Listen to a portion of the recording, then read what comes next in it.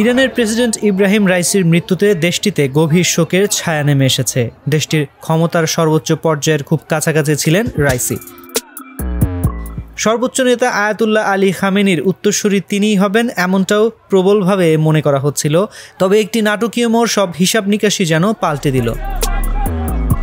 রাইসিকে একজন কট্টরপন্থী ধর্মীয় নেতা হিসেবে বিবেচনা করা হতো। এ কারণে তিনি সরকার বিরোধী ব্যাপক বিক্ষোভের মুখেও পড়েছেন। বিশ্বের শক্তিধর দেশগুলোর সঙ্গে পারমাণবিক আলোচনায় তিনি কঠোর চাপ সৃষ্টি করেছিলেন।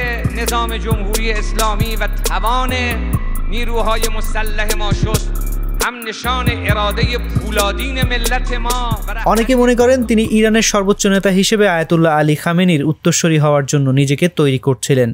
2019 সালে সর্বোচ্চ নেতা তাকে বিচার বিভাগের প্রধানের শক্তিশালী পদে নিযুক্ত করেন।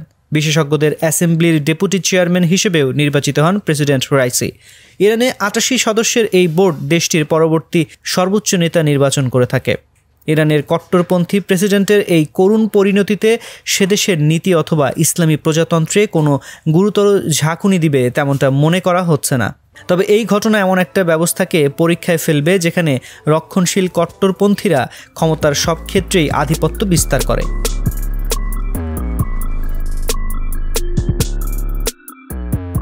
1980-র দশকে রাজনৈতিক বন্দীদের যেভাবে মৃত্যুদণ্ড দেওয়া হয়েছে তাতে রাইসির ভূমিকা নিয়ে বহু ইরানি এবং মানবাধিকার কর্মীরা উদ্বেগ প্রকাশ করেন। যদিও ইরান কখনো এই গণমৃত্যুদণ্ডের কথা স্বীকার করেনি এবং এতে রাইসির ভূমিকা নিয়ে যেসব অভিযোগ তোলা হয়েছে সে বিষয়ে তিনি কখনো কিছু বলেননি। ফলে তার প্রস্থানকে বিরোধীরা স্বাগত জানাবেন বলেই মনে হচ্ছে। তার বিরোধীরা এটাও আশা করবেন যে ইব্রাহিম রাইসির প্রস্থান রক্ষণশীল শাসন ব্যবস্থার অবসান ত্বরান্বিত করবে। ইরানের ক্ষমতাসীন রক্ষণশীলদের জন্য ইব্রাহিম রাইসির প্রস্থান অনেকটা আবেগে ভরা উপলক্ষ হতে চলেছে বলেই মনে করেন ডক্টর সানাম ওয়াকিল।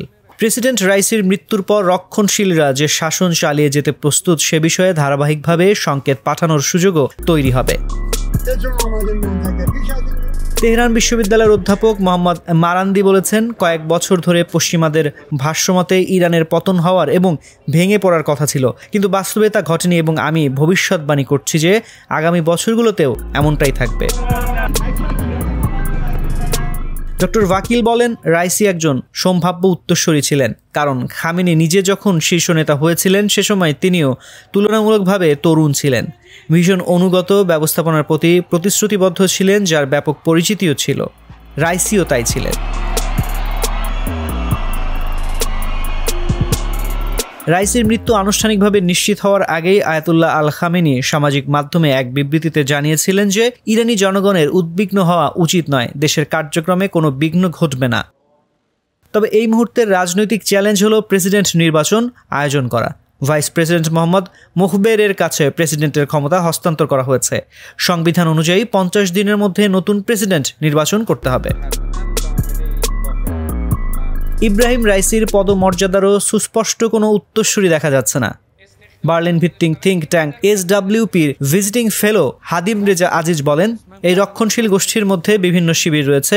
এদের মধ্যে কেউ কেউ আরও কট্টরপন্থী আর বাকিদের তুলনামূলকভাবে বাস্তববাদী বলে মনে করা হয়। আজিজই মনে করেন নতুন সংসদ এবং স্থানীয় পর্যায়ে ক্ষমতার লড়াই শিগগির আরও বেশি জোরদার হয়ে উঠবে। ইরানের চূড়ান্ত সিদ্ধান্ত গ্রহণের ক্ষমতা শীর্ষ নেতার হাতে। এই অঞ্চলের পররাষ্ট্রনীতি, ইসলামী বিপ্লবী গার্ড কর্পস এর সংরক্ষণ তাদের হাতে, যারা ক্রমবর্ধমানভাবে শক্তির প্রয়োগ করে।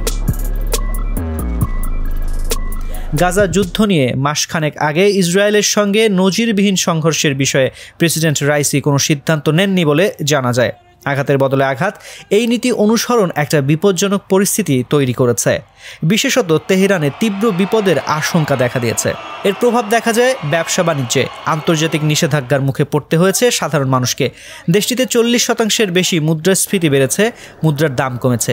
একজন প্রেসিডেন্টের আকস্মিক মৃত্যু সাধারণত একটি পরিণতিমূলক ঘটনা। সম্ভাব্য শীর্ষ নেতা হিসেবে বিবেচনা করা হলেও তার রাজনৈতিক সমর্থন এবং স্পষ্ট রাজনৈতিক দৃষ্টিভঙ্গির অভাব ছিল। কিন্তু যে রাজনৈতিক নেতারা রাইসিকে ক্ষমতায় এনেছিলেন তারা তাকে ছাড়া এবার এগিয়ে যাবেন।